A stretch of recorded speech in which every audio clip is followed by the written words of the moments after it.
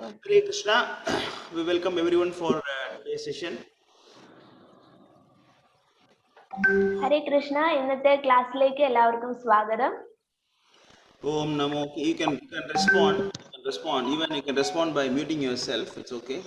Om Namo Bhagavate Vasudevaya. ഓം നമോ ഭഗവതേ വാസുദേവായ. Oh no, Bhagavate Vasudevaya. Om Namo Bhagavate Vasudevaya. ഓം നമോ ഭഗവതേ വാസുദേവായ. ज्ञानतिमिरान्धस्य ज्ञानाञ्जनशलाकया चक्षुरुन्मीलितं येन तस्मै श्रीगुरवे नमः. श्रीचैतन्यमनोभीष्टं स्थापितं स्वयं रामोऽप्यं ददाति स्वपदान्तिकं वन्देऽहं श्रीगुरू श्रीयुतापदकमलं श्रीगुरो वैष्णवांश्च श्रीरूपं साग्रजातं सकलरघुनाथान्वितं तं सजीवं साद्वैतं सावधूतं परिजनसहितं कृष्णचैतन्यदेवं राधा कृष्ण पादान् सललिता श्री विशाखान्वितां च हे कृष्णा करुणा गोपिका कान्त राधा कान्त नमोस्तुते भक्तकान्त गौराङ्गी राधे वृन्दावनेश्वरि प्रणमामि हरिप्रिये वाञ्छाकल्पतरुवासिनं देव च हरिदानां वैष्णवेभ्यो नमो नमः. नमो विष्णुपादाय कृष्णप्रेष्ठाय स्वामिनिधि नामिने नमस्ते सारस्वती गौरवाणी प्रचारिणे पाश्चात्यदेशतारिणे जय श्रीकृष्ण चैतन्य प्रभु नित्यानंद श्री अद्वैत गदाधर श्रीवासादि हरे कृष्ण हरे कृष्ण कृष्ण कृष्ण हरे हरे, हरे राम हरे Ram Ram Ram Hare Hare.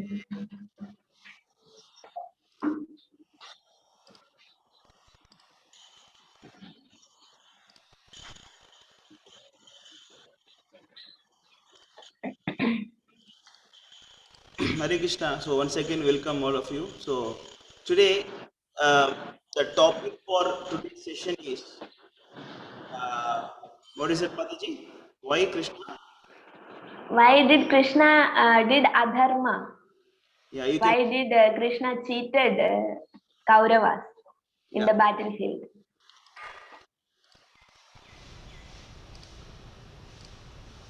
You can. You can translate in Malayalam. Okay okay. ഇപ്പൊ ഇന്നത്തെ നമ്മളുടെ ടോപ്പിക് എന്ന് പറയുന്നത് എന്തുകൊണ്ടാണ് കൃഷ്ണൻ ഇത്രത്തോളം ഇപ്പൊ ധർമ്മത്തിന് ചുതി സംഭവിക്കുമ്പോഴാണ് ഭഗവാൻ അവതരിക്കുന്നത്, ധർമ്മം സംരക്ഷിക്കുന്നതിനാണ് എന്നൊക്കെ പറയാറുണ്ട്. പക്ഷേ ഭഗവാന്റെ പ്രവൃത്തികള് കുരുക്ഷേത്ര യുദ്ധഭൂമിയിൽ നമ്മൾ നോക്കുമ്പോൾ അവിടെ എല്ലാം വഞ്ചനയും ചതിയുമാണ് കൃഷ്ണൻ പ്രയോഗിച്ചത്. അതെന്തുകൊണ്ടാണ് എന്നുള്ളൊരു ചോദ്യം, അങ്ങനെ ഒരു ചോദ്യം ചോദിച്ചത് ഗോപിനാഥ് പ്രഭു ആണ്. അതാണ് നമ്മളുടെ ഇന്നത്തെ ക്ലാസിന്റെ വിഷയം എന്ന് പറയുന്നത്. So likewise, we can have a different topic for different session. Maybe we can decide the topic by the first 2 days. Then Mataji can update it and make a invitation to the proper title. So we can also invite them accordingly. You can choose the topic before and you can. Every week you can ask them to raise a question like that at the end of the session, privately, and then you can decide the topic for the next week. Okay. അപ്പൊ ഈ ഗോപിനാഥ് പ്രഭു ഇങ്ങനെ ഒരു ചോദ്യം ചോദിച്ചു. അതുകൊണ്ടാണ് നമുക്ക് ഇന്നത്തെ ക്ലാസ്സിൽ അതാണ് നമ്മളുടെ വിഷയം. അതുപോലെ നിങ്ങൾക്കും ഓരോ ആഴ്ചയിലും നമുക്ക് ഇങ്ങനെ നമ്മുടെ ഉള്ളിൽ ഉണ്ടാകുന്ന സംശയങ്ങളാണ് നമ്മളുടെ വിഷയങ്ങൾ. അതിനനുസരിച്ചാണ് നമ്മൾ ഭഗവത്ഗീത മനസ്സിലാക്കുന്നത്. അപ്പോൾ നിങ്ങൾ എല്ലാ ആഴ്ചയിലും നിങ്ങൾക്ക് എന്തെങ്കിലും ചോദ്യങ്ങൾ ഉണ്ടെങ്കിൽ എനിക്ക് എൻ്റെ അടുത്ത് പറയാം, അല്ലെങ്കിൽ എനിക്ക് മെസ്സേജ് അയക്കാം. അടുത്ത ആഴ്ചയിലെ വിഷയം അല്ലെങ്കിൽ അടുത്ത ആഴ്ചയിലെ നമ്മളുടെ ചോദ്യം, നമ്മളുടെ ക്ലാസ് എന്ന് പറയുന്നത് ആ ചോദ്യത്തെ ബേസ് ചെയ്തിട്ടായിരിക്കും. അങ്ങനെയായിരിക്കും ക്ലാസ് പോകുന്നത്. അതുകൊണ്ട് നിങ്ങൾക്ക് എന്തെങ്കിലും ചോദ്യങ്ങൾ ഉണ്ടെങ്കിൽ എനിക്ക് മെസ്സേജ് അയക്കാം. Okay, so let me share the screen.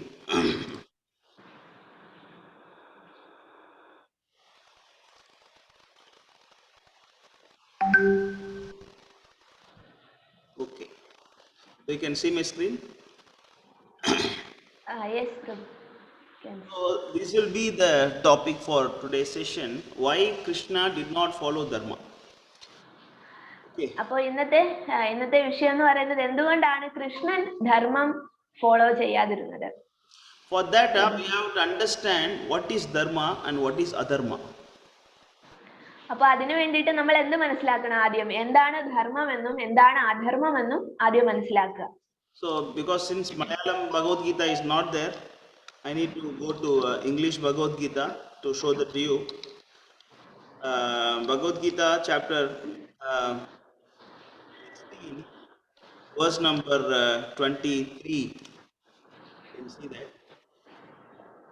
Malayalam Bhagavad Gita നമുക്ക് ആ സൈറ്റ് കിട്ടുന്നില്ല, ഇവിടെയും കിട്ടുന്നില്ല. So that's why we request you to buy Bhagavad Gita. You can ask us if you want Bhagavad Gita, we can supply. I have the book, Prabhu. I took ready. If you say the sloga number, I will read from that book. I'm telling everyone to buy, to have a Bhagavad Gita with them when they come for the class. Yeah. You can supply them book if they want. You can translate it. Yes, Prabhu. Okay, so this is chapter 16, verse number 23 of Bhagavad Gita. Yah sāstravid buddhishta vartate kamakaaratat asasaktim avapnoti nasukam paramgati. Everybody please mute yourself. There is some noise from someone, I don't know from whom. Please mute yourself. എല്ലാവരും mute ചെയ്യാവും, മൈക്കേ mute ചെയ്യാവും.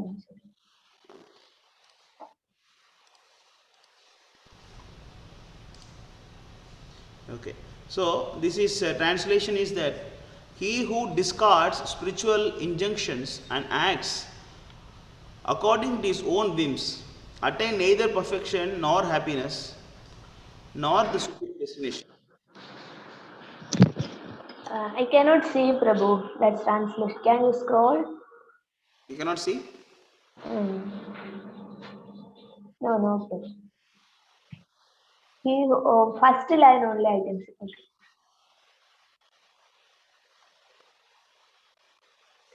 He who discards scriptural injunctions and acts according to his own whims attain neither perfection.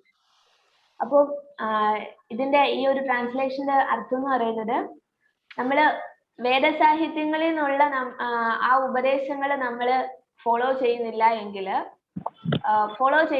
എന്നിട്ട് നമ്മൾ എന്താണ് ചെയ്യുന്നത്? നമ്മളുടേതായിട്ടുള്ള ഊഹാപോഹങ്ങളാണ് നമ്മൾ പരിഗണനയ്ക്ക് എടുക്കുന്നത്. അങ്ങനെയുള്ളവർക്ക് ഒരു തരത്തിലും സന്തോഷമോ പൂർണ്ണതയോ നേടാൻ, അതുപോലെ തന്നെ ആ ഒരു പരമമായ ലക്ഷ്യത്തിലേക്ക് എത്താനോ സാധിക്കുന്നതല്ല. So what we understand is that the Shastra is very important. Those who don't follow the Shastra, we cannot get happiness, perfection. That's what you translated now. So we will see that next sloka 24 to understand more about it. Tasmat Shastram Pramanam Te Karya Akarya. This is what talks about Dharma. Dharma means what is Karya, what is Akarya. Tatva Shatra Vidoknottam Karma Kartum Vihashati. See this translation? You can read and translate. Okay. Now what you said, I should translate? Can. Or the translation. One should therefore. Okay. അപ്പോൾ ആ ശ്ലോകത്തില് കാര്യം എന്ന് പറയുന്നുണ്ട്. അല്ല, one should therefore understand what is duty and what is not duty. എന്ന് പറഞ്ഞാൽ നമ്മളുടെ ധർമ്മം എന്താണെന്നും അധർമ്മം എന്താണെന്നും നമ്മൾ മനസ്സിലാക്കിയിരിക്കണം. അത് നമ്മളുടെ വേദങ്ങളിൽ പറഞ്ഞിട്ടുണ്ട്. Knowing such rules and regulations, one should act so that he may Prabhu, your camera. He may gradually elevate it. അപ്പോൾ എന്താണ് ആ വേദത്തിൽ പറഞ്ഞിരിക്കുന്ന നിയമങ്ങളും നിബന്ധനകളും ഒക്കെ പാലിച്ചുകൊണ്ട് മാത്രമേ ഒരാൾക്ക് ഒരാളുടെ അവബോധം ഉയർത്താൻ സാധിക്കുകയുള്ളൂ. അതുപോലെ ധർമ്മം എന്താണെന്നും അധർമ്മം എന്താണെന്നും മനസ്സിലാക്കാൻ പറ്റുള്ളൂ. So it means you should know what is dharma and adharma by Shastra, not by your own understanding, because Shastra only explains what is dharma, what is adharma. അപ്പോ ധർമ്മം എന്താണെന്ന് പറയുന്നത് നമ്മളുടെ ഊഹാപോഹങ്ങൾ വെച്ചിട്ട് നമ്മളുടെ മനസ്സ് പറയുന്ന രീതിയിലല്ല ധർമ്മവും അധർമ്മവും എന്ന് പറയുന്നത്. വേദം എന്ത് പറയുന്നു അതിനനുസരിച്ചിട്ടാണ് നമുക്ക് ധർമ്മവും അധർമ്മവും ഒക്കെ തീരുമാനിക്കാൻ സാധിക്കുന്നത്. So we'll understand this with one example. Okay. നമുക്ക് ഒരു ഉദാഹരണത്തിലേക്ക് പോകാം അത് മനസ്സിലാക്കുന്നതിനായിട്ടുള്ള. So your house, you are having some property which is hard earned.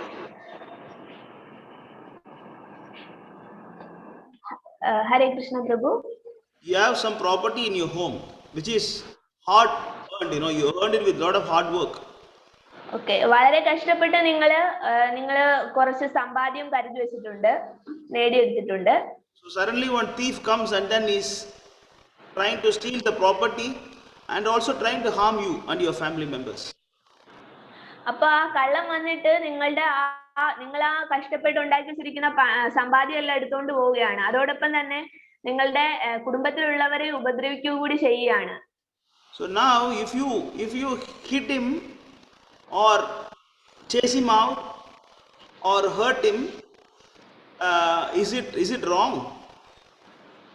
അപ്പോ അങ്ങനെ ഒരു കള്ളനെ നിങ്ങൾ അടിക്കുകയോ വീട്ടിൽ നിന്ന് തുരത്തുകയോ ചെയ്യുന്നത് അധർമ്മമാണോ, തെറ്റാണോ?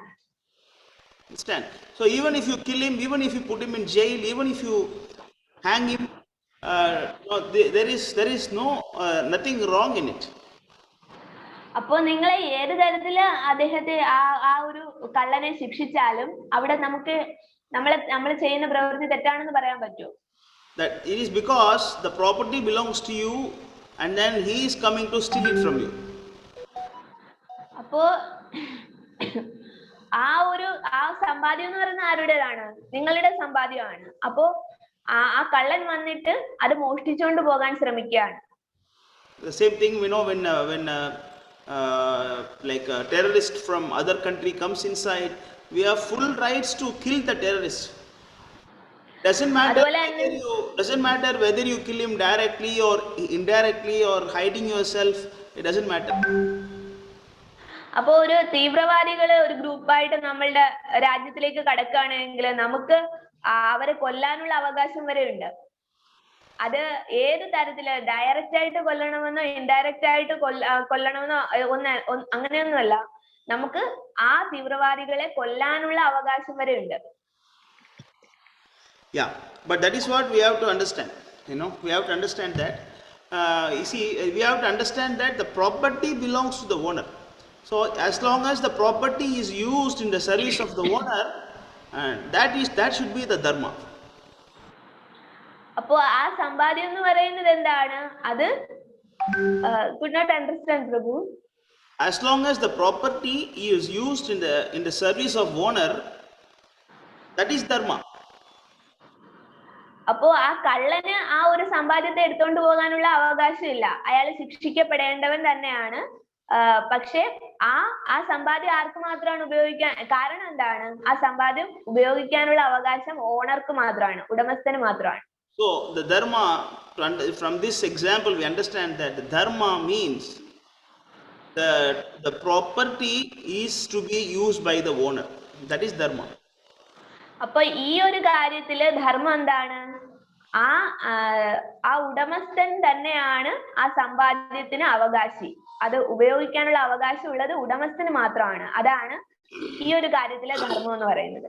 So we have so many Shrutis and so many Puranas and so many Itikasas and 4 Vedas and a lot of Samhitas and so many things simply for the happiness of the people here.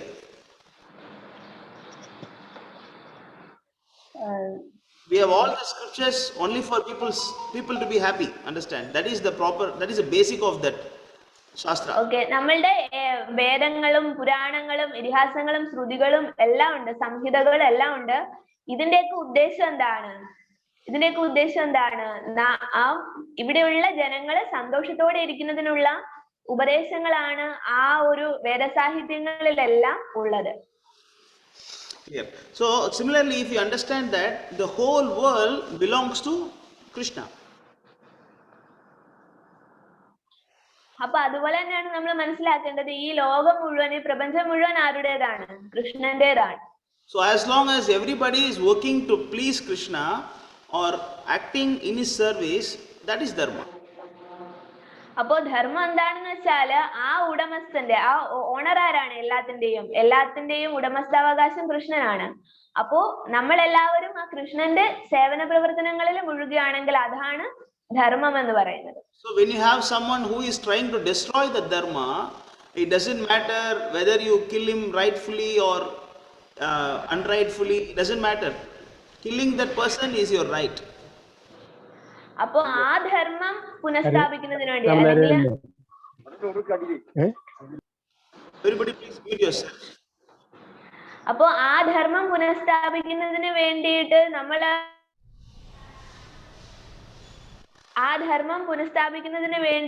അധർമ്മത്തെ നമുക്ക് ഉപയോഗിക്കാൻ സാധിക്കുമെന്നാണ് പറയുന്നത്.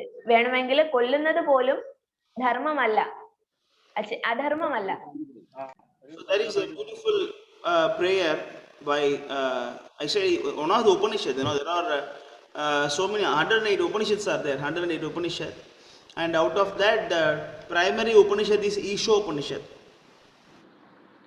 അപ്പോ ഉപനിഷത്തുകൾ എന്ന് പറയുന്നത് 108 എണ്ണമാണ്. അതിൽ ഏറ്റവും പ്രധാനപ്പെട്ടതാണ് ഈശോപനിഷത്ത്.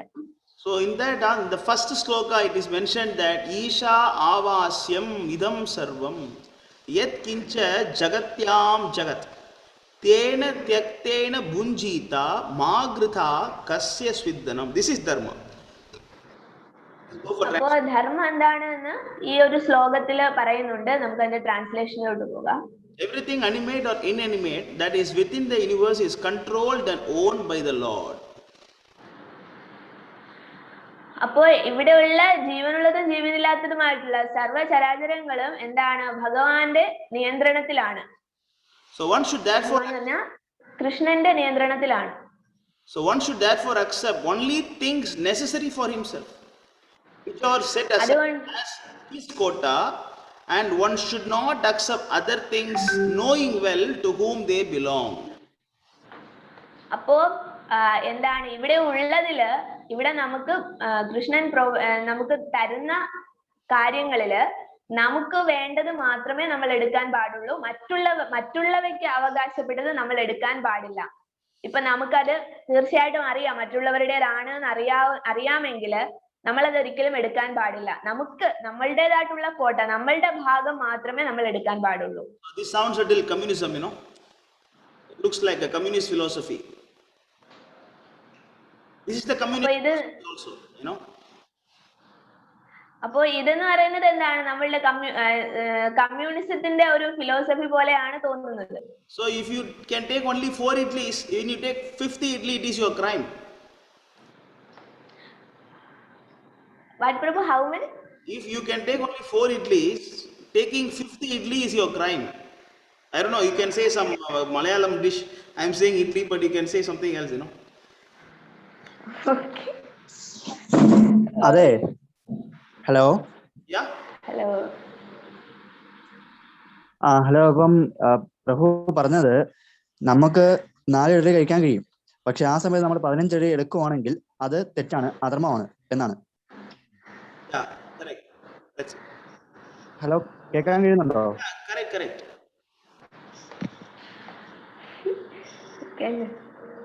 Okay, so I'm muting everyone. അതായത് Prabhu, you have any question, you can ask at the last, so the flow will get disturbed. You can also type and send that in the chat. Yes. So that is the thing, but this is actually not exact communism. This is spiritual communism, because that communism is not centered to God. That is the flaw. Otherwise the communist Siddhanta is all right. But this is spiritual communism. God is centered. അപ്പൊ നമുക്ക് ഈ ശ്ലോകത്തിൽ കാണാൻ പറ്റുന്ന communism എന്ന് പറയുന്നത് ശരിയായിട്ടുള്ള communism ആണ്. പക്ഷേ ഈ കമ്മ്യൂണിസം, ഈ ഒരു ശ്ലോകത്തിൽ കാണപ്പെടുന്ന കമ്മ്യൂണിസത്തിന്റെ കേന്ദ്രം എന്ന് പറയുന്നത് ആരാണ്? ഭഗവാനാണ്, ദൈവമാണ്. പക്ഷേ നമ്മള് ഇവിടെ നിലവിലുള്ള കമ്മ്യൂണിസത്തിന്റെ പ്രശ്നം എന്ന് പറയുന്നത് കേന്ദ്രം കൃഷ്ണനല്ല എന്നുള്ളതാണ്. Otherwise, this communist philosophy and this Shastra is same, That's what you have to understand this. So whatever you need, you take. അപ്പോ അല്ലെങ്കിൽ കേന്ദ്രം കൃഷ്ണനല്ല എങ്കിൽ ഈ ആ ഒരു കമ്മ്യൂണിസ്റ്റ് തത്വശാസ്ത്രം എന്ന് പറയുന്നത് സെയിം തന്നെയാണ്. നമ്മൾ മനസ്സിലാക്കേണ്ടത് ഒരേപോലെയാണ് എന്നുള്ളതാണ്. The word Isha Vasyam is important. Isha Vasyam idam sarvam. Sarvam means everything. Isha means God. Avasyam means control. Whatever you see here, everything is controlled and owned by God, Krishna. അപ്പൊ ഈ ഒരു വരി നോക്കുകയാണെങ്കിൽ ഈശാവാസ്യം ഇതം സർവം എന്നാണ് പറയുന്നത്. എന്ന് പറഞ്ഞാല് ഇവിടെ ഉള്ളതെല്ലാം ഭഗവാൻ വസിക്കുന്ന ഇടം തന്നെയാണ്, അതുപോലെ തന്നെ ഭഗവാന്റെ സ്വന്തവുമാണ്, ഭഗവാന്റെ പൂർണ്ണ ഉടമസ്ഥതയിലുള്ളതുമാണ്. So tena tyaktena punjita ma grita means don't take. Ma grita kasya svidhanam. The property belongs to the God. How you can take extra? You take only what is required for you. അപ്പൊ ഈ ഒരു ശ്ലോകത്തിന്റെ അർത്ഥം എന്ന് പറയുന്നത് എന്താണ്? തേന തെറ്റേന ഭുഞ്ചിത മാ ഗൃഹാകസ്യ സ്വിധനം എന്ന് പറഞ്ഞാല്, ഈ ഒരു ശ്ലോകത്തിന്റെ അർത്ഥം എന്ന് പറഞ്ഞാല് നിങ്ങൾക്ക് വേണ്ടത് മാത്രം എടുക്കുക. ഭഗവാന്റെ ഉടമസ്ഥതയിലുള്ള കാര്യം, അല്ലെങ്കിൽ ഭഗവാന് മാത്രം അവകാശപ്പെട്ടത് നമ്മൾക്ക് അനാവശ്യമായിട്ട് നമുക്കത് എടുക്കാൻ പാടുള്ളതല്ല. Suppose a mother is having 4 children, she will cook for all the 4 children. But when one child, he eats more, and or he keep it for tomorrow or keep it for day after tomorrow, and then another child will not get food. അപ്പോ അതിനൊരു ഉദാഹരണം പറയാണ്. അമ്മ തന്റെ മക്കൾക്ക്, ഇപ്പൊ 4 മക്കളുള്ള ഒരു അമ്മയാണെങ്കിൽ ആ അമ്മ എന്താണ് 4 മക്കൾക്ക് വേണ്ടിയിട്ടും ഭക്ഷണം പാചകം ചെയ്യും. അതില് ഒരാള് അധികമായിട്ട് കഴിക്കുകയാണെങ്കിൽ, അല്ലെങ്കിൽ ആ ഒരാള് മറ്റുള്ളവർക്ക് കൊടുക്കാതെ തനിക്ക് വേണ്ടിയിട്ട് നാളത്തേക്കും മറ്റന്നാളത്തേക്കും ഒക്കെ വേണ്ടിയിട്ട് കരുതി വെക്കുകയാണെങ്കിൽ ബാക്കിയുള്ളവർക്ക് അത് ലഭിക്കാതെ പോകും. So you cannot blame the mother for that, because that is the problem of the rascal son. അപ്പോ അതിന് ആ മറ്റുള്ള 3 പേർക്ക് ഭക്ഷണം ലഭിക്കാതെ പോകുന്നതിന് എന്താണ് നമുക്ക് അമ്മയെ കുറ്റം പറയാൻ സാധിക്കില്ല. So the dharma is that guy has to change, You have to punish that guy. That is dharma. അപ്പോ ആ ധർമ്മം എന്ന് പറയുന്നത്, ധർമ്മം അവിടെ സ്ഥാപിക്കാൻ വേണ്ടിയിട്ട് നമ്മൾ എന്താണ് ചെയ്യേണ്ടത്? ആ ഒരു നാലാമത്തെ കുട്ടിയാണ് അവിടെ ആ ധർമ്മം ചെയ്തത്. അദ്ദേഹത്തെ നമ്മൾ നമ്മൾ തിരുത്തണം. അതാണ് ചെയ്യേണ്ടത്. Next sloka Ishopanishad continues very nicely. It is saying that Kurvan evaha karmani. Kurvan evaha karmani means if you act this way, that is karmani. If you act this way, what happened? Jijivishe satam samaha. Actually satam, so it is sandhi become chatam. Satam sama. Satam means hundreds of years. Jijivite, jivita means living. If you act like this, even if you live for hundreds and hundreds of years, na karma lipyate nare, the karma will not bind you. Evam tvai nanyate tosti. There is no other way to get happiness. In the translation, one may aspire to live for hundreds of years if he continuously goes on working in this way. For that sort of work will not bind him to the law of karma. There is no alternative to this way for man. Okay, അപ്പോ എന്താണ് കർമ്മത്തിന്റെ ബന്ധനം ഇല്ലാതെ നമുക്ക് 100 വർഷങ്ങളോളവും ജീവിക്കാൻ സാധിക്കും.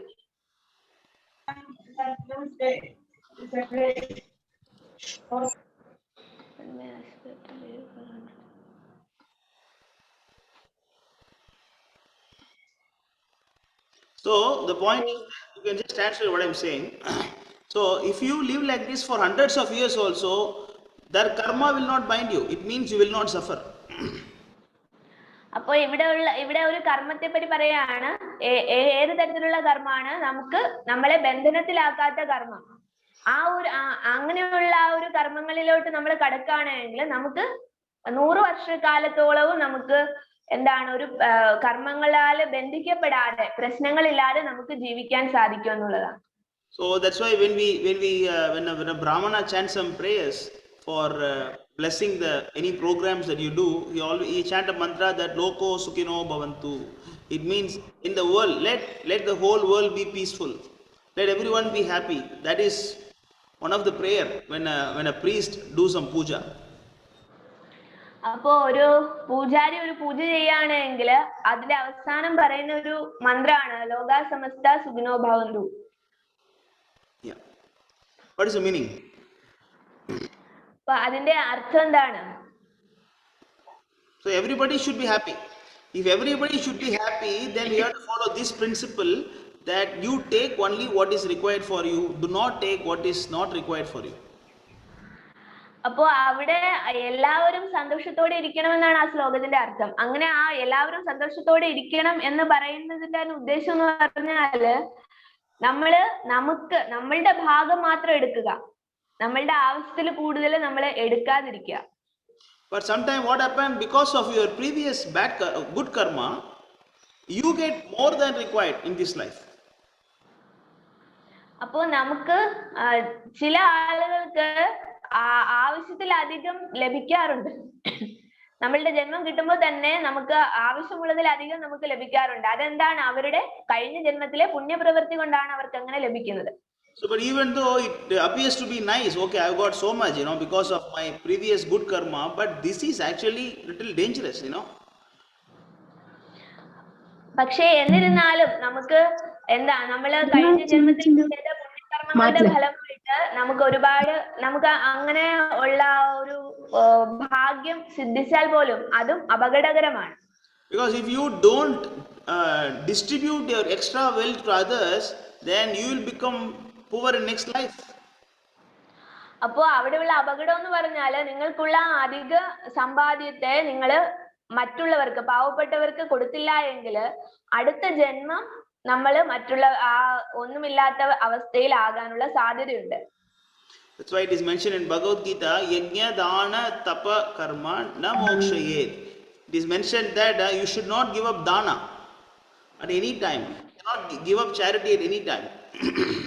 ഇപ്പൊ ഭഗവത്ഗീതയില് പറയുന്നുണ്ട്, ദാനം നമ്മള് ജീവിതത്തിന്റെ ഒരു ഘട്ടത്തിലും ദാനം ചെയ്യാതിരിക്കരുത് എന്ന് പറയുന്നുണ്ട് ഭഗവത്ഗീതയില്.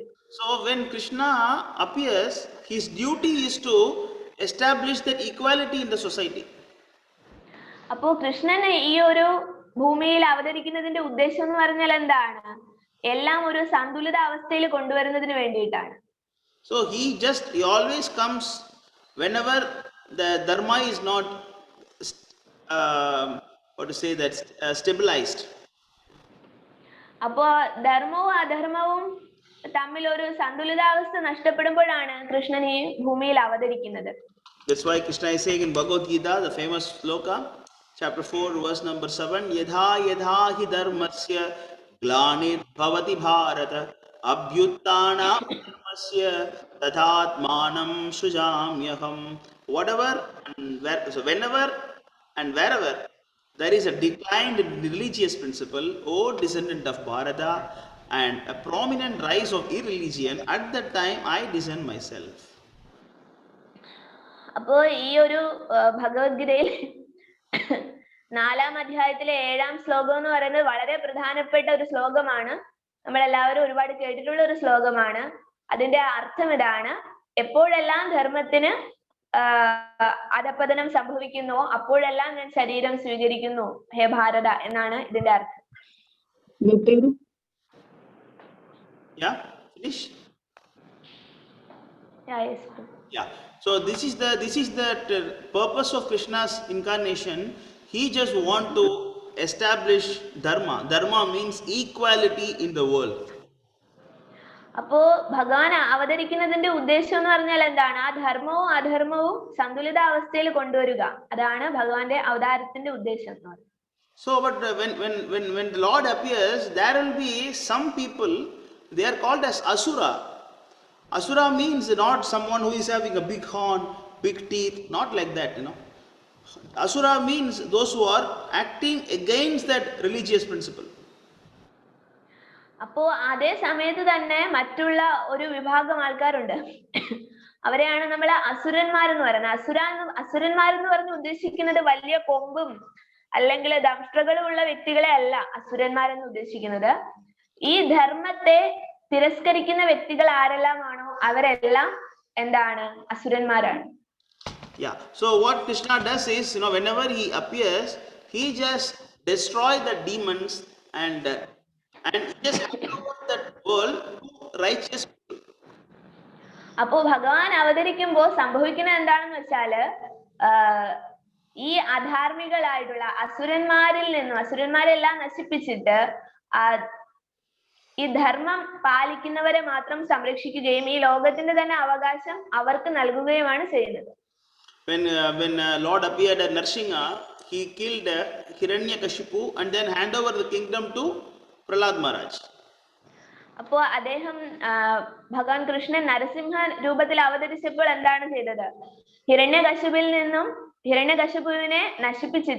ഹിരണ്യകശിപുവിനെ കൊന്നിട്ട് ആ രാജ്യം മുഴുവൻ പ്രഹ്ലാദ മഹാരാജാവിന് കൊടുക്കുകയായിരുന്നു ചെയ്തത്. He destroyed Kamsa and hand over the kingdom to Ugrasena. അതുപോലെ തന്നെ കൃഷ്ണനായിട്ട് അവതരിച്ചപ്പോ കംസനെ കൊന്നിട്ട് ഉഗ്രസേനന് രാജ്യം കൊടുക്കുകയാണ് ചെയ്തത്. So he killed Ravana, Kumbhakarna and gave the kingdom to Vibhishana. അപ്പോ രാവണനെയും കുംഭകർണനെയും കൊന്നിട്ട് വിഭീഷണന് രാജ്യം കൊടുക്കുകയായിരുന്നു ചെയ്തത്. And similarly he killed Duryodhana and gave the kingdom to Yudhishthira. അതുപോലെ തന്നെയാണ് മഹാഭാരതത്തിൽ നമ്മൾ കാണുന്നത് ദുര്യോധനനെ കൊന്നിട്ട് യുധിഷ്ഠിരന് ആ രാജ്യം കൊടുക്കുന്നു. So it is not that his devotees are very close to him, he is very partial, so he choose the devotees and kill all the non-devotees. It is not like that. It is not like that. അപ്പോ ഇതിന്റെ അർത്ഥം ഇത് ഉദ്ദേശിക്കുന്നതെന്ന് പറഞ്ഞാല് ഭക്തന്മാരോട് വളരെ പക്ഷാഭേദമുള്ളവനാണ് കൃഷ്ണൻ എന്നുള്ളതല്ല. ചില അഭക്തന്മാരെയൊക്കെ കൊന്നിട്ട് ഭക്തന്മാരോട് കൂടെ മാത്രം ഇരിക്കുന്നു, അല്ലെങ്കിൽ അവർക്ക് പ്രത്യേക പരിഗണന കൊടുക്കുന്നു, അങ്ങനെയല്ല. So the king is called as Naradeva, the god in the human form. അപ്പോ ഒരു രാജാവെന്ന് പറഞ്ഞാല് നരരൂപത്തിലുള്ള ദൈവം എന്നാണ് വിശേഷിപ്പിക്കപ്പെടുന്നത്. Yeah. So it means he has to represent God. അപ്പൊ അതിന്റെ അർത്ഥം എന്ന് പറഞ്ഞാൽ എന്താണ്? നരരൂപത്തിലാണെങ്കിലും ആ ഒരു രാജാവ് ദൈവത്തിന്റെ പ്രാതിനിധ്യം വഹിക്കുന്ന വ്യക്തി ആയിരിക്കണം, ദൈവത്തിന്റെ പ്രതിനിധി ആയിരിക്കണം. So it means he has to respect that God Krishna and then his devotees and also the Shastra which is spoken by God. അപ്പൊ ആ ഒരു രാജാവ് എന്ന് പറയുന്നത് കൃഷ്ണന്റെ ആ ഒരു ഭഗവാന്റെ ആ ഒരു പരമ ഔന്നത്യത്തെ അംഗീകരിക്കുകയും അതുപോലെ ഭക്തന്മാർക്ക് പരിഗണനയും ശാസ്ത്രങ്ങൾക്ക് മൂല്യവും കൊടുക്കുന്ന ഒരു വ്യക്തി ആയിരിക്കണം ഒരു യഥാർത്ഥ രാജാവ് എന്ന് പറയുന്നത്. So when the kingdom is with the demons or asuras, then nobody can be happy. അപ്പോ ആ ഒരു സാമ്രാജ്യം അല്ലെങ്കിൽ രാജ്യം എന്ന് പറയുന്നത് അസുരന്മാരുടെ നിയന്ത്രണത്തിലാകുമ്പോ അവിടെ ഒരു വ്യക്തികൾക്കും സമാധാനത്തോടെ ജീവിക്കാൻ സാധിക്കുന്നതല്ല. That is because he doesn't understand that everything belongs to Krishna. Isa vasyam idam sarvam. He doesn't understand that. അപ്പൊ അങ്ങനെയുള്ള അസുരന്മാർക്ക് എന്താണ് സംഭവിക്കുന്നത്? അവർക്ക് മനസ്സിലാക്കാൻ സാധിക്കുന്നില്ല എല്ലാം കൃഷ്ണന്റേതാണ് എന്നുള്ളത്. So the next sloka Ishopanishad continues about asuras. Next sloka Ishopanishad mantra 3 is telling that asurya namate loka andena tamasavritah tamste pretya abhigachanti eke chatmahanojanaah. So the next sloka of Ishopanishad is a continuation. Okay. Andena tamasavrita means hell. അന്തേന തമസാവൃത എന്ന് പറഞ്ഞാൽ എന്താണ്? നരകത്തെയാണ് സൂചിപ്പിക്കുന്നത്. ഈശോപനിഷത്തിലെ 3ാമത്തെ ശ്ലോകമാണ്. So this is actually meant for asurya, for it is for asuras. അപ്പൊ അങ്ങനെയുള്ള നരകങ്ങൾ ആർക്കുള്ളതാണ്? അസുരന്മാർക്കുള്ളതാണ്. Yeah. Tamste pretyabhi gachanti mean they go to hell. താംതേ പ്രേത്യാഭി ഗച്ഛന്തി എന്ന് പറഞ്ഞാല് അവര് അങ്ങനെയുള്ള അസുരന്മാര് നരകത്തിലേക്ക് പതിക്കുന്നു എന്നുള്ളതാണ്. So pretya means death. Okay, abhigachanti means attain. After death they go to hell. അപ്പോ പ്രേത്യാഭി അഭിഗച്ഛന്തി എന്ന് പറഞ്ഞാല് മരണത്തിന് ശേഷം അവർ ആ നരകത്തിലേക്ക് പോകുന്നു എന്നുള്ളതാണ്. Why? Because they are called as Atma Hano. Atma Hano means Hana means killing. Atma means myself. Just like committing suicide, you kill yourself. You are acting against the interest of your own self. അപ്പോ നമ്മളുടെ ആ ഒരു അസുരനാണെങ്കിൽ കൂടി ഒരു ആത്മഹത്യ ചെയ്യുന്നു എന്നാണ് ഈ ആത്മഹനോ എന്ന് പറയുന്ന ആ വാക്കിന്റെ അർത്ഥം. അപ്പോ ഭഗവാന്റെ ആ ഒരു ഇഷ്ടത്തിന് എതിരായിട്ട് നീങ്ങുമ്പോ അവിടെ എന്താണ് സ്വയം തന്നെ നശിപ്പിക്കുകയാണ് അവർ ചെയ്യുന്നത് അസുരന്മാർ. So when you act against the principle of dharma, you have to understand that you are actually asura. അപ്പോ നമ്മള് തന്നെയും ധർമ്മത്തിനെതിരായിട്ട് ചിന്തിക്കുകയോ പ്രവർത്തിക്കുകയോ ചെയ്യുമ്പോ നമ്മൾ മനസ്സിലാക്കേണ്ട കാര്യം എന്താണ്? നമ്മളും അസുരന്മാരാണ്. So asura is very simple to understand. Asura means anyone who is acting against that principle set up by God. അപ്പോ ദൈവം ചിട്ടപ്പെടുത്തിയിരിക്കുന്ന ആ ക്രമങ്ങൾക്ക് എതിരായിട്ട് ജീവിക്കുന്നവർ ആരാണെങ്കിലും അവരെല്ലാം അസുരന്മാരാണ്. So it is not like some race, Oh, this father, son, grandson, all of them are asuras. Oh, this side all are suras. It is not like that. It is not like that. അപ്പോ അതെന്ന് പറയുന്നത് എന്താണ്? ഒരു അച്ഛനും അമ്മയ്ക്കും ഒരു ഫാമിലിയിൽ പെടുന്നവരല്ല, അല്ലെങ്കിൽ അവരുടെ തലമുറയിൽ പെട്ടവരെല്ലാം അസുരന്മാരാണ്, അങ്ങനെയല്ല. It is actually based on your interest, your quality. അപ്പോ അസുരൻ എന്ന് വിളിക്കുന്നത് എന്താണ്? നമ്മളുടെ ഒരു വ്യക്തിയുടെ ഗുണങ്ങൾ അനുസരിച്ചിട്ടാണ് ഒരാളെ നമ്മൾ അസുരൻ എന്ന് വിളിക്കുന്നത്. Yeah. So, but when Krishna appears, his duty is to destroy the asuras. അപ്പോ കൃഷ്ണൻ അവതരിക്കുമ്പോ ഇങ്ങനെയുള്ള അസുരന്മാരെയൊക്കെ നശിപ്പിക്കുക, നിഗ്രഹിക്കുക, അതാണ് കൃഷ്ണന്റെ അവതാരത്തിന്റെ ലക്ഷ്യം എന്ന് പറയുന്നത്. So there is one nice sloka which is spoken by I think Dharmaraj. So it is from Srimad Bhagavatam, first canto, 16th chapter and 23rd verse. Share here. So he mentioned that, O Mother Earth, the Supreme Personality of God at Hari incarnated himself as Lord Sri Krishna just to unload your heavy burden. So when the earth, Mother Earth, she is overburdened when that asura is increasing in number. Okay. അപ്പൊ ഇതെന്ന് പറഞ്ഞാല് യമരാജൻ പറയാണ്, ശ്രീമദ് ഭാഗവതത്തിലെ ഒരു ശ്ലോകത്തിന്റെ വിവർത്തനമാണ്.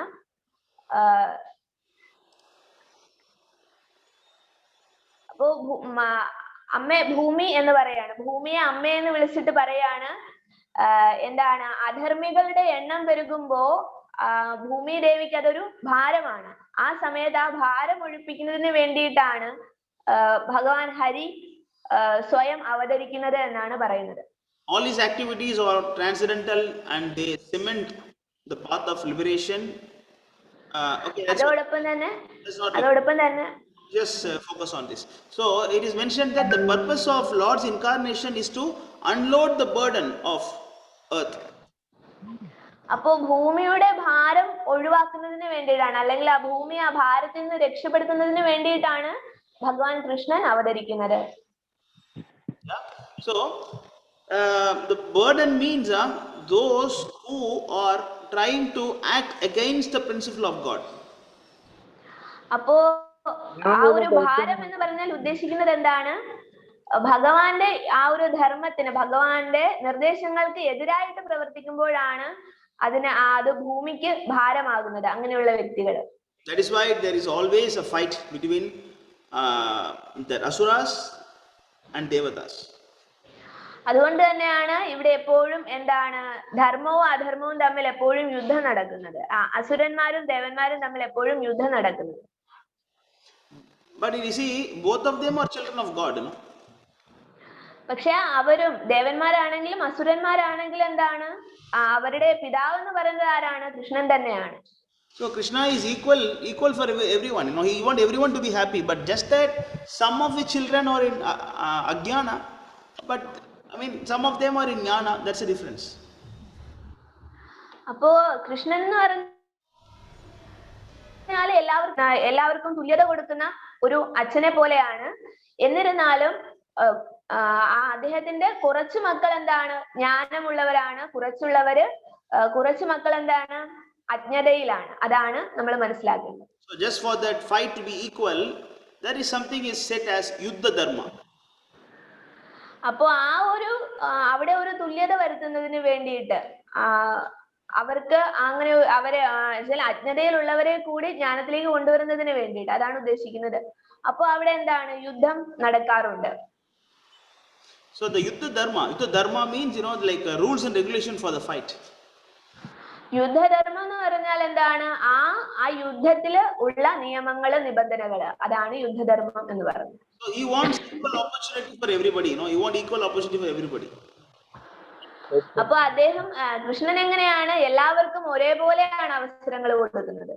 For example, like if you have arm, you cannot hit someone who is not having arm. അപ്പോ ആയുധം നിങ്ങളുടെ കയ്യിൽ ആയുധം ഉണ്ടെങ്കിൽ ആയുധമില്ലാത്ത ഒരു വ്യക്തിയെ നിങ്ങൾക്ക് ചെയ്യാൻ പാടുള്ളതല്ല. If you have a chariot, you cannot attack someone who is not having chariot. അപ്പോ നിങ്ങളുടെ ഒരു ചാരിയറ്റ് മീൻസ് തേര. Yes. ഇപ്പൊ നിങ്ങൾ തേരിലാണ് യുദ്ധം ചെയ്യുന്നതെങ്കിൽ തേരില്ലാത്ത ഒരു വ്യക്തി എതിർവശത്ത് നിൽക്കുകയാണെങ്കിൽ അദ്ദേഹത്തോട് യുദ്ധം ചെയ്യാൻ പാടുള്ളതല്ല. So you cannot fight after night, after sunset.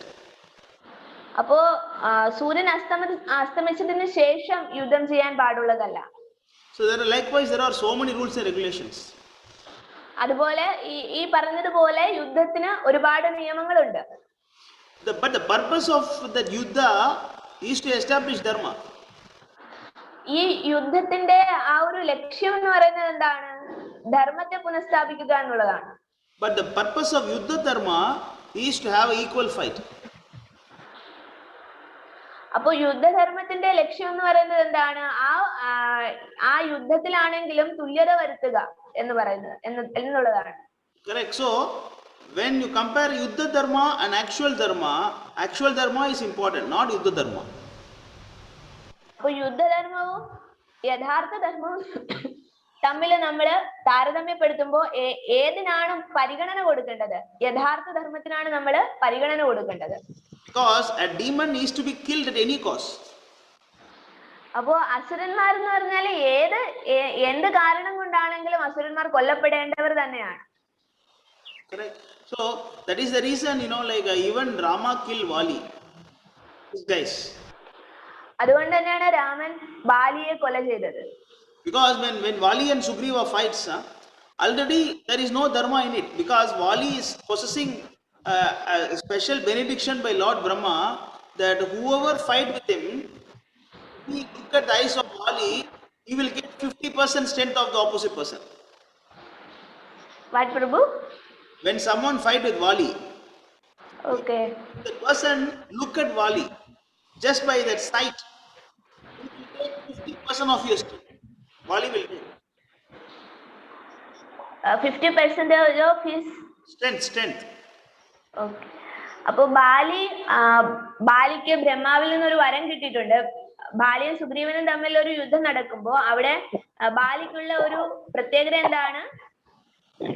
അദ്ദേഹത്തിന് ബ്രഹ്മാവിൽ നിന്നൊരു വരം കിട്ടിയിട്ടുണ്ട്. ആ വരം ഇങ്ങനെയാണ്: യുദ്ധ സമയത്ത് അല്ലെങ്കിൽ ആ ഒരു യുദ്ധം നടക്കുന്ന സമയത്ത് ബാലിയുടെ കണ്ണിൽ ആര് നോക്കുന്നുവോ ആ നോക്കുന്ന വ്യക്തിയുടെ 50% കരുത്ത് ബാലിക്ക് ലഭിക്കും എന്നുള്ളതാണ് ആ വരം. That's the reason even Vali defeated Ravana once. Vali once defeated Ravana also. അപ്പോ അതാണ് ആ ഒരു അനുഗ്രഹം, ആ ഒരു വരം ഉള്ളത് കൊണ്ട് തന്നെയാണ് ബാലിക്ക് ഒരു തവണ രാവണനെ പോലും കീഴ്പ്പെടുത്താൻ സാധിച്ചത്. So when the purpose of Yuddha Dharma is to give equal rights, but this guy is coming some extra power which is not good. But Prabhu, cannot hear. When the purpose of Yuddha is to give equal opportunity, but one guy is coming with extra strength which is not good. അപ്പോ യുദ്ധത്തിന്റെ ലക്ഷ്യം എന്ന് പറഞ്ഞാൽ, യുദ്ധത്തിന്റെ ശരിയായിട്ടുള്ള ധർമ്മം എന്ന് പറഞ്ഞാൽ എന്താണ്? യുദ്ധത്തില് എല്ലാവർക്കും തുല്യ അവസരങ്ങളാണ് കൊടുക്കുന്നത് യുദ്ധം ചെയ്യുന്നതിനാണെങ്കിലും. അപ്പൊ ഇവിടെ നോക്കുകയാണെങ്കിൽ ബാലിക്ക് കൂടുതൽ ഒരു ബെനിഫിറ്റ് ആണ് കിട്ടുന്നത്. So Lord Rama is teaching an example, he is teaching us how to respect the parodharma. അപ്പൊ മറ്റുള്ളവരുടെ ധർമ്മവും എങ്ങനെ സംരക്ഷിക്കപ്പെടണം എന്നുള്ളതാണ് രാമൻ ഇവിടെ ഈ ഒരു സന്ദർഭത്തില് നമ്മളെ പഠിപ്പിക്കുന്നത്. There is something called parodharma. പരോധർമ്മം എന്ന് പറയുന്ന ഒരു കാര്യം ഇവിടെ ഉണ്ട്. So what is parodharma? It is mentioned in Shastra. Savai pumsa parodharma yatho bhaktir adokshaje. It is mentioned like that. Let me show that verse to you. It is class on.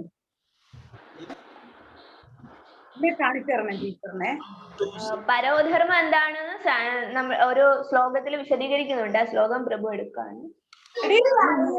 Everybody please mute your mic please. അതെ, mute ചെയ്യാവോ വേറുള്ളവര്? Yeah. So you see here, savai pumsam parodharma. The word is there. Parodharma. അപ്പോ പരോധർമ്മം എന്ന് പറയുന്ന കാണാൻ cannot see പ്രഭു. സവൈ പുംസാം പരോധർമ്മം എന്ന് പറയുന്ന ഒരു വാക്ക് ഇവിടെ കാണാൻ സാധിക്കുന്നതാണ്. So savai pumsam parodharma yatho bhaktir ajokshaje. Ahaituki aprahiyata yayatma suprasidati. Understand? The supreme occupation dharma for all humanity is that by which men can attain to loving devotional service unto the transcendental Lord. Such devotional service must be unmotivated and uninterrupted to completely satisfy the self. അപ്പോ supreme occupation എന്നാൽ ധർമ്മം എന്ന് പറയുന്നത്, മനുഷ്യ സമൂഹത്തിന് മുഴുവനുള്ള ധർമ്മം എന്ന് പറയുന്നത് എന്താണ്? ഭഗവാന് വേണ്ടിയിട്ട് ഭക്തിയുടെ സേവനം ചെയ്യുക എന്നുള്ളതാണ്. ആ ഭക്തിയുടെ സേവനം ചെയ്യുന്നത് എന്തിനു വേണ്ടിയിട്ടാണ്? അത് നിരന്തരം ചെയ്തുകൊണ്ടേയിരിക്കണം. അത് എന്തിനു വേണ്ടിയിട്ടാണ്? നമ്മളെ തന്നെ ആത്മസംതൃപ്തിക്ക് വേണ്ടിയിട്ട് ആ ഒരു ഭക്തിയുടെ സേവനത്തിൽ നമ്മളെ ഏർപ്പെട്ടുകൊണ്ടേയിരിക്കണം. അതാണ് ശരിയായിട്ടുള്ള ധർമ്മം എന്ന് പറയുന്നത്. So the purpose of dharma is that you have to please that Lord. That's the point. So in this case, Bali, Sugriva, when you compare them, Sugriva is actually on the righteous side. അപ്പോ ബാലിയെയും സുഗ്രീവനും തമ്മിലുള്ള യുദ്ധം നമ്മൾ പരിഗണിക്കുമ്പോ സുഗ്രീവന്റെ ഭാഗത്താണ് ശരി എന്ന് പറയും. So Rama has to kill Vali at any cost. അതുകൊണ്ട് തന്നെ രാമന് ആരെ കൊല്ലണം? ബാലിയെ ഏത് വിധേനയും ബാലിയെ കൊലപ്പെടുത്തിയേ പറ്റുള്ളൂ. Because when the kingdom is handed over to Sugriva, everybody will be happy. കാരണം ആ രാജ്യം സുഗ്രീവനെ ഏൽപ്പിച്ചു കഴിഞ്ഞാൽ ആ രാജ്യത്തെ ജനങ്ങളെല്ലാം എപ്പോഴും സന്തോഷത്തിലായിരിക്കും. But when you go to fight with Vali, he will take your strength 50%. അപ്പോ what Prabhu? When you go to fight with Vali, if you look at him, he will take your strength 50%. അപ്പോ സുഗ്രീവൻ ബാലിയെ നോക്കിയിട്ട് യുദ്ധം ചെയ്യാൻ പോവുകയാണെങ്കിൽ സുഗ്രീവന്റെ ആ ഒരു 50% കരുത്തും Bali നേടിയെടുക്കും. It is not just for Sugriva. Anybody also going to fight with Vali, if you look at Vali, he will take your strength 50%. അപ്പൊ ആരാണെങ്കിലും എല്ലാവരുടെയും കാര്യം അങ്ങനെ തന്നെയാണ്. ആര് ബാലിയുടെ കണ്ണിൽ നോക്കുന്നോ അവരുടെ 50% കരുത്തും ബാലിക്ക് സ്വന്തമാകും. So even if Rama goes to fight with Vali, he will also lose 50% of his strength. ഇപ്പൊ രാമനാണ് എങ്കിലും ബാലിയുമായിട്ട് യുദ്ധം ചെയ്താല് രാമനും അത് തന്നെയാണ് സംഭവിക്കാൻ പോകുന്നത്. So that's why he has to hide himself and kill Vali. അപ്പോ രാമൻ എന്ത് ചെയ്യണം? സ്വയം ബാലി കാണാതെ നിന്നിട്ട് വേണം യുദ്ധം ചെയ്യാൻ. Understand? Because that actual dharma is to give the kingdom to righteous person. That is actual dharma. അപ്പൊ ഇവിടെ യുദ്ധധർമ്മം എന്താണ്? യഥാർത്ഥ ധർമ്മം എന്താണെന്ന് നോക്കുകയാണെങ്കിൽ യഥാർത്ഥ ധർമ്മം എന്താണ്? ശരിയായിട്ടുള്ള വ്യക്തിക്ക്, രാജ്യം ഭരിക്കാനുള്ള യോഗ്യതകളുള്ള വ്യക്തിക്ക് രാജ്യം കൊടുക്കുക. അതാണ് യഥാർത്ഥ ധർമ്മം. When Krishna appeared, he was supporting Pandavas because they were righteous people who were interested to establish dharma. അപ്പൊ കൃഷ്ണൻ ഇവിടെ വന്നപ്പോ ആ കുരുക്ഷേത്ര യുദ്ധത്തിലാണെങ്കിൽ നമുക്ക് കാണാൻ പറ്റുന്നത് എന്താണ്? കൃഷ്ണൻ വന്നതിന്റെ ഉദ്ദേശം എന്ന് പറഞ്ഞാല് രാജ്യം ഭരിക്കാൻ യോഗ്യതയുള്ള വ്യക്തികൾക്ക് രാജ്യത്തെ കൊടുക്കുക. But if you look at both sides, Pandavas and Kauravas, Pandavasena only Arjuna. Nobody else is very powerful like him, you know. No, only Arjuna was powerful. അപ്പൊ പാണ്ഡവരിലും കൗരവരിലും നോക്കുകയാണെങ്കിൽ കൃഷ്ണൻ നോക്കിയപ്പോ അർജുനൻ മാത്രമാണ് അവിടെ ഇത്തിരി ശക്തിയുള്ള വ്യക്തിയായിട്ടുള്ളത് പാണ്ഡവരുടെ പക്ഷത്ത്. And if you look at that side, you know, you have Drona, you have Bhishma, you have Karna, you have Aswathama, you have Kripa, you know, you have Duryodhana, all the big powerful personalities on that side. അപ്പോ കൗരവരുടെ പക്ഷത്ത് നോക്കുകയാണെങ്കിലോ ഭീഷ്മരുണ്ട്, ദ്രോണരുണ്ട്, അശ്വത്ഥാമാവുണ്ട്, അങ്ങനെ ഏറ്റവും ശക്തരായിട്ടുള്ള സേനാധിപന്മാരെല്ലാം ആരുടെ പക്ഷത്തുണ്ട്? കൗരവന്മാരുടെ പക്ഷത്ത് നിൽക്കുകയാണ്. Not only that, the world's powerful Sena, which is called as Narayana Sena, of Krishna himself was with Duryodhana. അപ്പം മറ്റൊരു പ്രധാനപ്പെട്ട ഒരു കാര്യം എന്ന് പറഞ്ഞാല് നാരായണ സേന എന്ന് പറയുന്ന ആ ഏറ്റവും ശക്തമായ സേനയും ആരോടൊപ്പമാണുള്ളത്? കൗരവരോടൊപ്പമാണുള്ളത്. So in this case, you know, there is the Pandavas at any cost, they cannot win this battle. അപ്പൊ ഇവിടെ ഈ ഒരു അവസ്ഥയിൽ എന്താണ് നമുക്ക് മനസ്സിലാക്കാൻ പറ്റുന്നത്? പാണ്ഡവർക്ക് ഒരു തരത്തിലും ആ കൗരവരെ ജയിക്കാൻ സാധിക്കുന്നതല്ല. This side only Krishna is there. Of course, he can kill everyone, but he is not going to take any weapon. അപ്പോ കൃഷ്ണൻ എന്ന് പറയുന്ന ആ ഒരു വ്യക്തി ഒപ്പമാണ് ഉള്ളത്. തീർച്ചയായിട്ടും അദ്ദേഹത്തിന് എല്ലാവരെയും കൊന്നൊടുക്കാൻ സാധിക്കുന്നതാണ്, യുദ്ധം ജയിക്കാൻ സാധിക്കുന്നതാണ്. എന്നാൽ ഇവിടെ ഉള്ള ഒരു നിയമം എന്ന് പറഞ്ഞാൽ കൃഷ്ണൻ ആയുധം എടുക്കില്ല എന്നുള്ളതാണ്. Bhishma cannot be killed by anyone because he can choose his own death. You know, he has that benediction that he can choose whether he want to die or not. Anytime he can die. He can choose it himself. അതുപോലെ തന്നെ കൗരവ പക്ഷത്തുള്ള ഭീഷ്മരെ ആരാലും കൊല്ലാൻ സാധിക്കുന്നതല്ല. അദ്ദേഹത്തിന് മാത്രമേ അദ്ദേഹത്തിന്റെ മരണത്തെ തീരുമാനിക്കാൻ സാധിക്കുകയുള്ളൂ, എപ്പോ മരിക്കണമെന്ന് തീരുമാനിക്കാൻ സാധിക്കും. So he will stop fighting only when he look at Shikandi. അതുപോലെ തന്നെ ഭീഷ്മര് ശിഖണ്ഡിയെ കാണുമ്പോൾ മാത്രമാണ് അദ്ദേഹത്തിന്റെ യുദ്ധം അവസാനിപ്പിക്കുകയുള്ളൂ. So even though there is a law, Yuddha Dharma, that you cannot bring woman to the battle, but she was brought. പക്ഷെ അവിടെ ഒരു യുദ്ധധർമ്മം എന്ന് പറഞ്ഞാൽ സ്ത്രീകളെ ഒരു തരത്തിലും യുദ്ധക്കളത്തിലേക്ക് കൊണ്ടുവരരുത് എന്നുണ്ട്.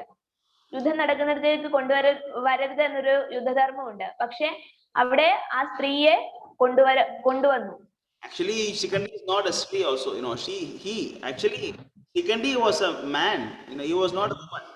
But the point is that for Bhishma, Shikandi looked like a woman because of his last life. She was Ambika. What, Prabhu? Shikandi was last life a woman. Bhishma could see only the last life form. Okay, അപ്പൊ ശിഖണ്ഡി എന്ന് പറയുന്നത് യഥാർത്ഥത്തില് ഒരു പുരുഷനാണ്. പക്ഷേ അദ്ദേഹം കൂടുതൽ അദ്ദേഹത്തിന്റെ രൂപസാദൃശ്യം വന്നത് കഴിഞ്ഞ ജന്മത്തിൽ അദ്ദേഹം സ്ത്രീ ആയിരുന്നു. അപ്പൊ ആ സ്ത്രീ രൂപത്തോടാണ് ഈ ജന്മത്തിലും അദ്ദേഹത്തിന്റെ രൂപത്തിന് സാദൃശ്യം വന്നത്. So Bhishma is looking at Shikandi as a girl, as a woman, you know. അപ്പോ ഭീഷ്മർ ആ ശിഖണ്ഡിയെ ഒരു സ്ത്രീ ആയിട്ട് കാണുകയാണ് അവിടെ. The moment he saw a woman, he just dropped his weapons. He don't want to fight with the woman. അപ്പോ അദ്ദേഹം ഒരു സ്ത്രീയെ കണ്ടപ്പോഴത്തേക്ക് അദ്ദേഹത്തിന്റെ ആ ഒരു ധർമ്മം ഓർത്തിട്ട് ആ യുദ്ധത്തെ ആയുധം ഉപേക്ഷിക്കുകയാണ്, സ്ത്രീയോട് യുദ്ധം ചെയ്യില്ല എന്നുള്ള. Then Krishna said, Arjuna, this is the time. Throw all your arrows towards Bhishma.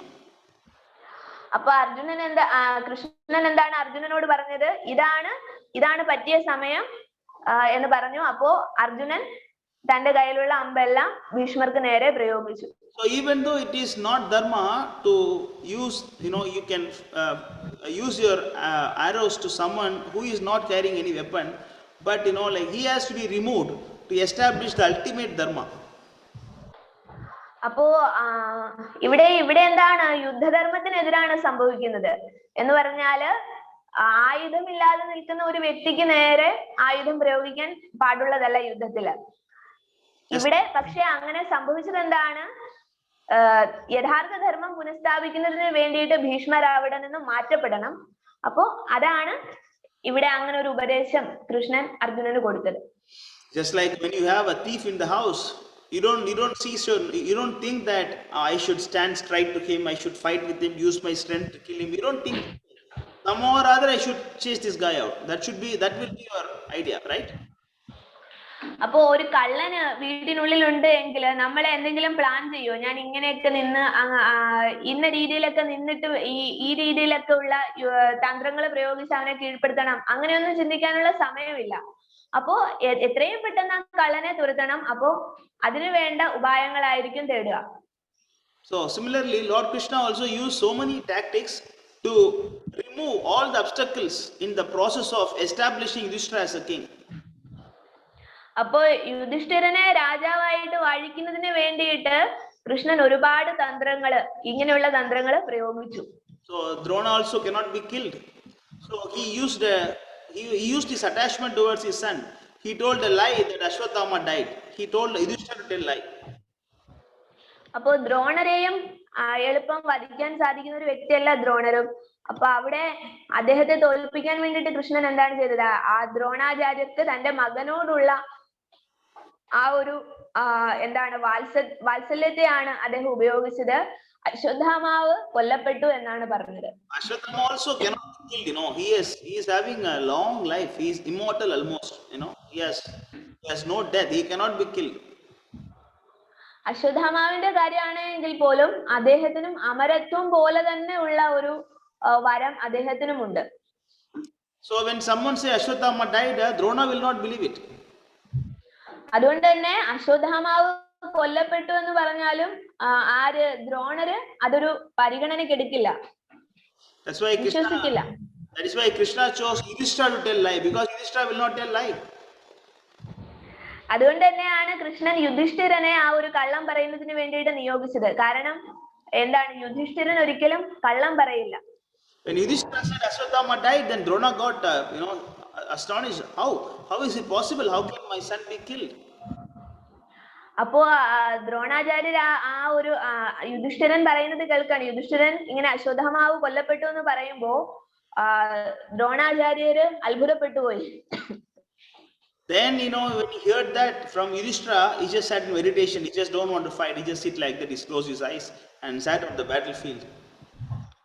അപ്പൊ ആ ഒരു ദുഃഖം കൊണ്ട് ദ്രോണാചാര്യർ എന്താണ് ചെയ്തത്? അശ്വത്ഥമാവ് കൊല്ലപ്പെട്ടു എന്നുള്ള വാർത്ത കേട്ടപ്പോ തന്നെ അവിടെ തന്നെ ധ്യാനിച്ചിരിക്കുന്നത് പോലെ ഇരുന്നു. Then he asked Drishtadyumna to kill Drona. അപ്പോ കൃഷ്ണൻ എന്താണ് ചെയ്തത്? ദൃഷ്ടദ്യുമ്നോട് ദ്രോണനെ കൊല്ലാൻ ആവശ്യപ്പെട്ടു. Likewise, like Krishna has done so many tactics. ഇതുപോലെ ഒരുപാട് യുദ്ധതന്ത്രങ്ങള് കൃഷ്ണൻ ആ ഒരു യുദ്ധകളത്തിൽ ഉപയോഗിച്ചു. You have to understand that it is not adharma. അപ്പൊ ഇവിടെ നമ്മൾ മനസ്സിലാക്കേണ്ടത് അതൊരിക്കലും അധർമ്മമായിട്ട് നമ്മൾ കാണരുത്. Because his intention is to establish dharma. കാരണം എന്താണ്? ഈ അധർമ്മങ്ങള് എന്ന് നമുക്ക് തോന്നുന്ന ആ കാര്യങ്ങൾ ചെയ്തതിന്റെ ഉദ്ദേശം എന്ന് പറഞ്ഞാല് ധർമ്മത്തെ പുനഃസ്ഥാപിക്കുന്നതിന് വേണ്ടിയിട്ടാണ്. Also another reason why Krishna did all these things. അപ്പോ മറ്റൊരു കാരണം കൂടി ഉണ്ട് എന്തുകൊണ്ടാണ് കൃഷ്ണൻ ഇത് ഇങ്ങനെയുള്ള പ്രവർത്തികൾ ചെയ്തത് എന്നുള്ളതിന് മറ്റു ചില കാരണങ്ങൾ കൂടി ഉണ്ട്. That is because the Kali is coming, nobody will follow dharma. അതിലൊരു പ്രധാനപ്പെട്ട കാര്യം എന്ന് പറഞ്ഞാൽ എന്താണ്? കലി വരികയാണ്. അപ്പോ ഒരു വ്യക്തികളും ധർമ്മത്തെ അനുസരിച്ച് ജീവിക്കാൻ പോകുന്നില്ല. So that's why you want to teach a lesson to everybody that actual dharma is to establish the instructions of God. Don't worry so much about all this yuddha dharma. He was giving this lesson especially because Kali is approaching. അപ്പോ കലിയുഗം കലി വരികയാണ്. അപ്പോ അതിനു മുൻപായിട്ട് അദ്ദേഹം നമുക്കൊരു message, ഒരു സന്ദേശം തരികയാണ് ഈ യുദ്ധത്തിലൂടെ. എന്താണ്? ഭഗവാന്റെ നിർദ്ദേശങ്ങൾ സ്ഥാപിക്കുന്നതിന് വേണ്ടിയിട്ട്, ഭഗവാന്റെ യഥാർത്ഥ ധർമ്മം സ്ഥാപിക്കുന്നതിന് വേണ്ടിയിട്ട് ഇതുപോലെയുള്ള യുദ്ധധർമ്മങ്ങളൊക്കെ നമുക്ക് വേണ്ട എന്ന് വെക്കാം എന്നാണ് അദ്ദേഹം നമുക്ക് തരുന്ന സന്ദേശം. Yeah, but there are a section of people called as mlechas. They don't follow any shastra. പിന്നെ മറ്റൊരു വിഭാഗമുണ്ട്, അവരെ മ്ലേച്ഛന്മാരെന്നാണ് നമ്മൾ വിളിക്കുന്നത്. എന്ന് പറഞ്ഞാൽ അവർ ഒരു തരത്തിലുള്ള നിബന്ധനകളോ ഒരു തരത്തിലുള്ള ശാസ്ത്രങ്ങളോ അവര് പാലിക്കുന്നവരല്ല, മ്ലേച്ഛന്മാർ. there is a section of people who are called as Arya, who follows Vedic instruction as their life and substance. അതിലെ മറ്റൊരു വിഭാഗമുണ്ട്, അവരെയാണ് ആര്യന്മാരെന്ന് വിളിക്കുന്നത്. അവരെ അങ്ങനെയുള്ള ആര്യന്മാരുടെ പ്രത്യേകത എന്ന് പറഞ്ഞാൽ അവര് വേദത്തിൽ എന്താണോ പറയുന്നത് അതേപടി പാലിക്കുകയാണ്. അവരുടെ ജീവിതം എന്ന് പറയുന്നത് അവരുടെ ലൈഫ്, അവരുടെ ജീവിതം എന്ന് പറയുന്നത് എന്താണ്, ആ ധർമ്മങ്ങൾ പാലിച്ചുകൊണ്ടുള്ളത് മാത്രമായിരിക്കും. When the Mlechas like Mughal kings and British people, when they come to attack India, it was ruled by Aryan kings. They used all kind of immoral activities, immoral tactics. Who Prabhu?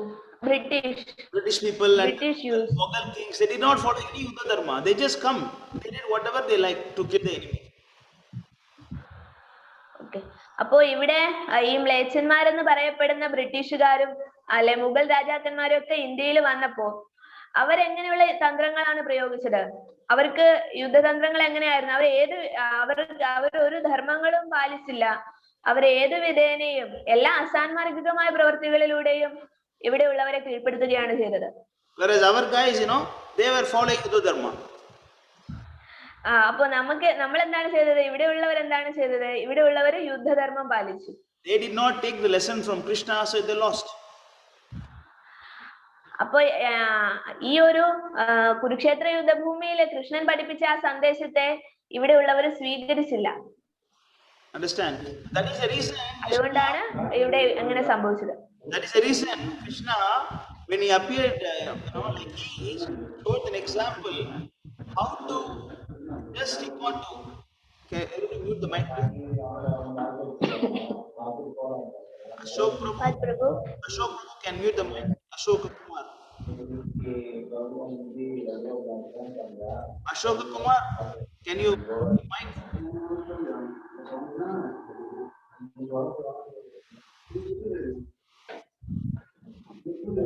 Now mic. Okay. So that is why we should follow Krishna's instruction.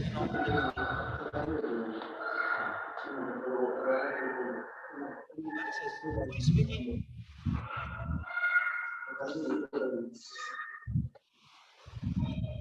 Where the sound is coming? No, here was. Yeah, can you translate? Okay, once more, Prabhu. Because the kings were not following Dharma, they were following Yuddha Dharma, they lost the battle. They should have learned by Krishna's example. Okay, അപ്പോ ഇവിടെ എന്താണ് സംഭവിച്ചത്? ആര്യന്മാർക്ക് നഷ്ടം ഇവിടെയുള്ളവർ യുദ്ധധർമ്മം പാലിച്ചപ്പോ നമുക്കെല്ലാം നഷ്ടപ്പെടുകയാണ് ചെയ്തത്. നമ്മള് എന്താണ് ഇന്ത്യയിലുള്ളവര് കൃഷ്ണനിൽ നിന്നും ആ സന്ദേശത്തെ ഉൾക്കൊണ്ടില്ല. Correct. So that's what like today's session, so Krishna did not follow adharma. He was just teaching everyone how to act in the age of Kali. അപ്പോ അദ്ദേഹം എന്ന് പറഞ്ഞാല് കൃഷ്ണൻ എന്താണ് അധർമ്മം പാലിക്കുക അല്ല ചെയ്തത്. അദ്ദേഹം കലിയുഗത്തിലെ ഏത് തരത്തിലാണ് നമ്മൾ പെരുമാറേണ്ടത് എന്ന് നമ്മളെ പഠിപ്പിക്കുകയാണ് ചെയ്തത്. So the actual dharma is to follow this instructions of the Shastra which serve the Lord Krishna. അപ്പോ യഥാർത്ഥ ധർമ്മം എന്ന് പറയുന്നത് നമ്മളുടെ വേദശാസ്ത്രങ്ങളിൽ പറയുന്ന രീതിയിൽ ജീവിക്കുക. അത് എങ്ങനെയാണ് കൃഷ്ണനെ സന്തോഷിപ്പിക്കുന്ന രീതിയിൽ നമ്മൾ ജീവിക്കുക. Yeah, that is the thing. So let us wind up session with one sloka from Bhagavatam. അപ്പൊ നമ്മള് ഒരു ശ്ലോകവും കൂടി പറഞ്ഞിട്ട് നമ്മൾ ഇന്നത്തെ ക്ലാസ് അവസാനിപ്പിക്കാൻ പോവുകയാണ്. ധർമ്മസ് സ്വാനുസ്ഥിതാഃ പുംസാ വിശ്വസേന കഥാസുഖ നോത്പാദയേത് യതിരതിം ശ്രമ ഏവ ഹി കേവലം. The occupational activities of a man performs according his own position or only so much useless labor if they do not provoke attraction for the message of God. Occupationality means dharma, Okay, Prabhu, your video. Huh? Cannot see your video is.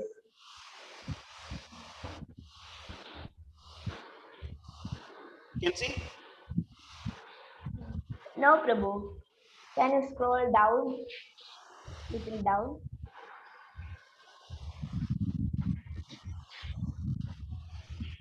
The occupational activities a man performs according to his own position.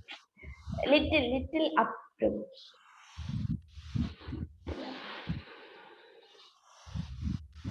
Little up, Prabhu.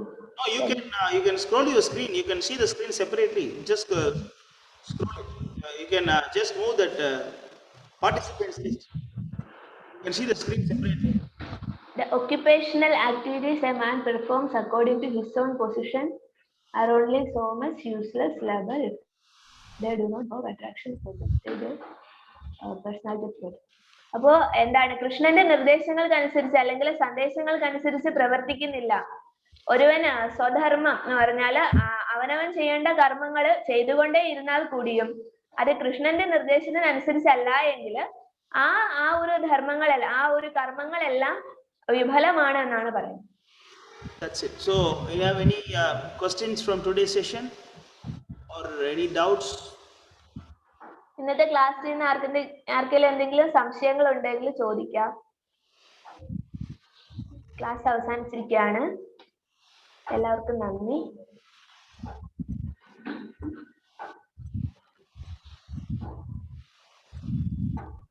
One question is there.